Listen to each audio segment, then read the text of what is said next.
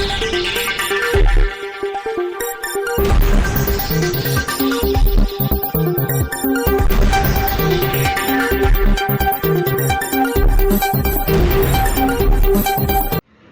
દર્શક મિત્રો, શિનોર સમાચારમાં આપ સૌનું હાર્દિક સ્વાગત છે।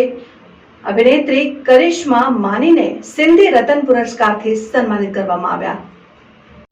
તારીખ 1 એપ્રિલ 2025 ગાંધીધામ ઝૂલેલાલ મંદિર ખાતે ચેતી ચંદ નિમિત્તે ભાગ લેનાર સંસ્થાઓની ઝાંકીઓને સન્માનિત કરવામાં આવ્યા હતા।